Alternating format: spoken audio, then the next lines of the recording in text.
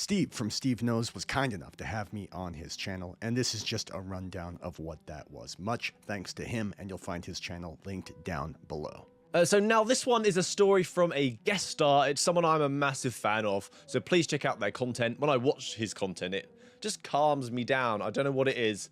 I just love it. But we want to talk about Alien Isolation 2 that is supposed to be coming out, as we got its announcement at the 10-year anniversary of Alien Isolation, and the game's like a staple in the VR space. So getting a sequel to that title, what does that mean for VR? Please give a warm welcome to Bringhurst VR to talk about Alien Isolation 2.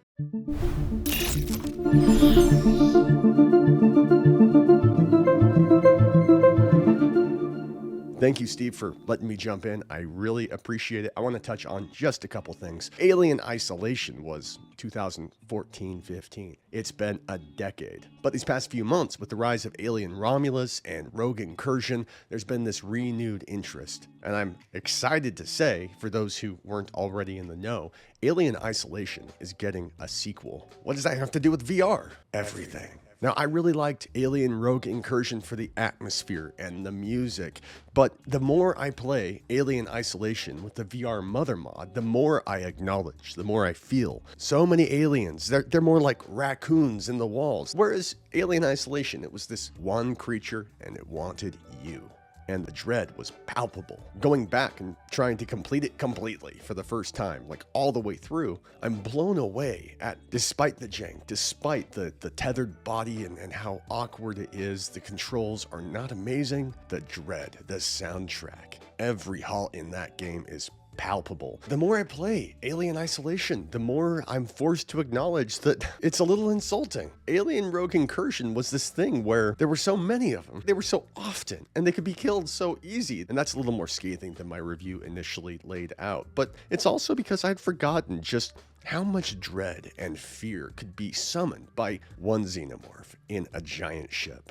And they did it better. They did. And I'm curious. I reached out to these guys. I'd love for them to answer. Do they have the metrics? What percentage of their player base currently and in the past have used the Mother mod? I'd be shocked if in the last 5 years, 30% of the cells didn't go toward the pursuit of playing it in VR. Now more than ever, the prospect of getting actual integrated VR in an upcoming game is extremely likely. And from a company like them, from Sega, it would be wild. Alien Isolation Part 2 is coming. You need to get back in and play if you haven't. It's scary. I hate playing this game, but I can't stop. And so I want to know, are you guys looking forward to that? Have you played Alien Isolation? Let me know down in the comments. I'll be watching. Thank you again, Steve, for letting me jump in here. You'll find my channel linked down below. And if you guys become subscribed to me along with Steve, I'd really appreciate it. He's a stand-up guy. And this has been a quick thing from Bringhurst VR. So if you wanted to check out Alien Isolation in preparation for when this game finally gets an official announcement and release,